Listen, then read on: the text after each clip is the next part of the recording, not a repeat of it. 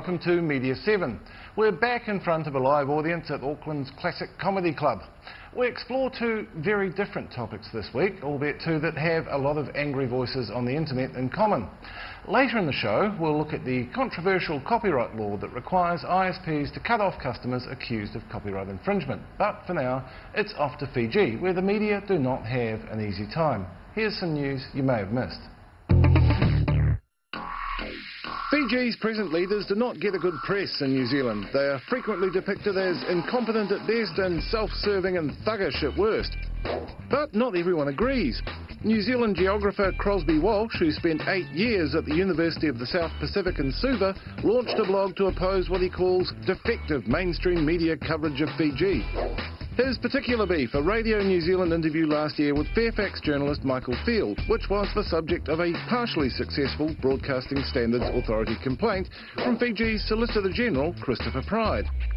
Pride slated Field for relying on so-called second-hand sources such as blogs in discussing Fiji's courts and the summary deportation of Fiji Sun publisher Russell Hunter, rather than reporting first-hand. Our Fijian journalistic colleagues and all the media have to live with the madness that is modern Fiji at the moment. His complaint didn't note that the last time Field tried to report first-hand from Fiji, he was arrested and detained, then deported. He remains on a blacklist for criticising the regime. At the Fiji Times, not one but two troublesome publishers have been deported lately. Last year, Evan Hanna was thrown out. This year, it's his successor, Rex Gardner. No reason was given for my deportation. I probably won't get one either, because that's the way they operate, you know, the dark of night, this sort of thing.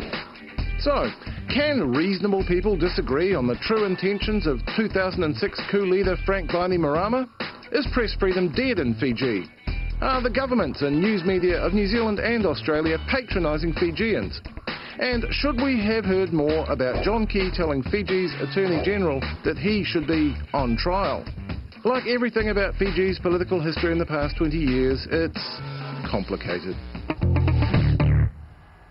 Joining us to make sense of it all are AUT's Dr David Robie, whose Cafe Pacific blog is an essential source of news and commentary on Pacific media and politics. TVNZ's Pacific correspondent Barbara Dreaver, another journalist to have been detained and shipped out by Fiji's interim government. And Robert Khan, director of the Auckland station Radio Tarana, which provides a key point of contact for the city's Indo-Fijian community. Welcome to you all, thanks for joining us. David, did I just say complicated just now? I think I meant incredibly complicated. It is, isn't it? It's extraordinarily complex in Fiji, and when you think of the regime is actually in the last year, it's a pretty good tally, if you like. They've got rid of three so-called troublesome publishers and two diplomats. But it all stems back from 1987 with the first two coups that Sitiveni Rambuka actually staged. And 3 out of the 4 coups were all about ethno-nationalism. The fourth coup ostensibly is aiming for some kind of new vision with a multi-ethnic nation and changes to essentially the whole electoral system and changes addressing poverty and so on. That's the dream, that's the vision that Bainimarama has come up with. So there's quite a contrast to the previous coups, but in essence, this coup happened because of all the unsolved problems from the 3 previous coups, particularly the one in 2000 with George Speight. And that was a fundamentalist ethno-nationalist coup, and in essence the democratic government that was ousted by Bainimarama was the acceptable, if you like, within the region public face of this fundamentalism. Do you think the news media in New Zealand have done a good enough job of scrutinising our own government's actions in this affair? Not at all. Most, and with exceptions of people like Barbara and a number of other journalists, Mike Field, but many journalists have actually sort of portrayed very much what the Australian and New Zealand political objectives are in the region, and not enough has actually been put into reporting the complexities and why this coup has happened, and why we have a coup culture, and why fundamental changes actually have to happen in Fiji.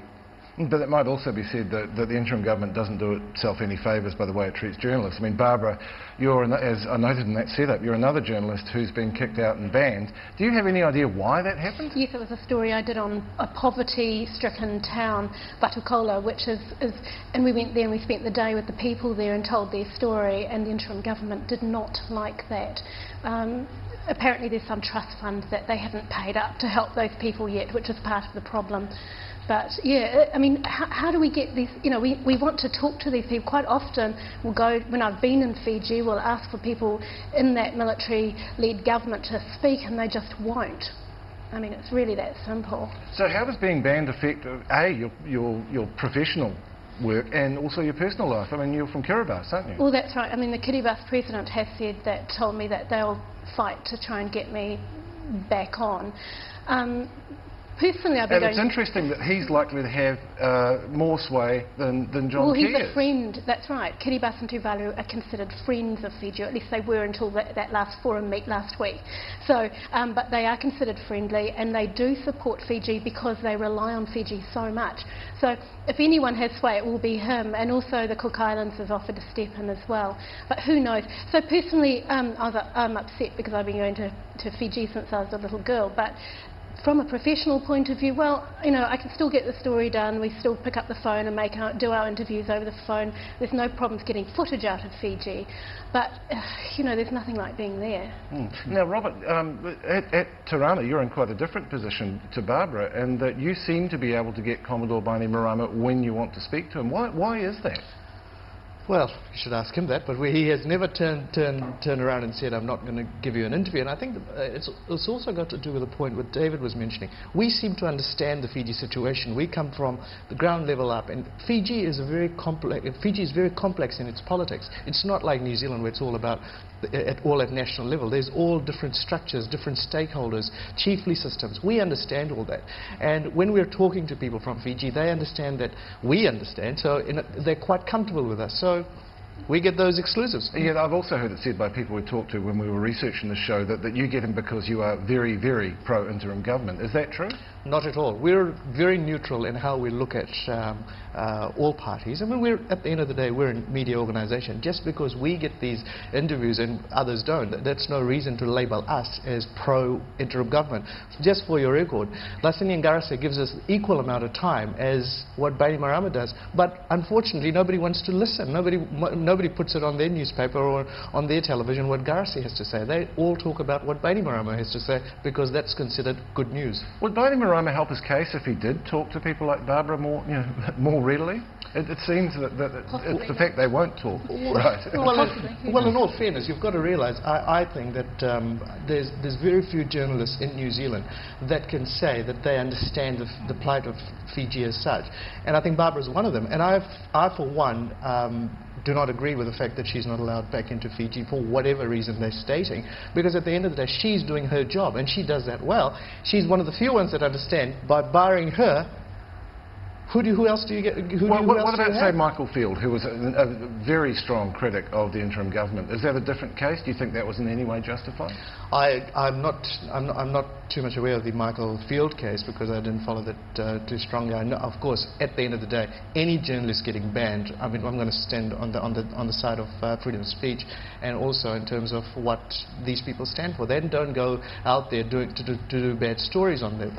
They go out there to do their job. So at the end of the day, Michael Field deserves a fair hearing as well. Now, David, I get the impression from, particularly from reading your blog, Cafe Pacific, that although there's concern over press freedom, you've also hinted at a degree of journalistic irresponsibility in the media environment there. Is that the case? Well, I think yes, that's a fair criticism to a degree. I mean, that there's extraordinarily good journalism done in Fiji by a number of journalists, but the problem is that when you're faced with a coup culture like Fiji's faced for the last 20 years, so many really good and experienced journalists have left the country over a period of time.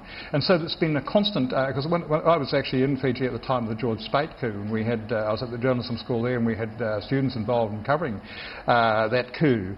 And one of the extraordinary things you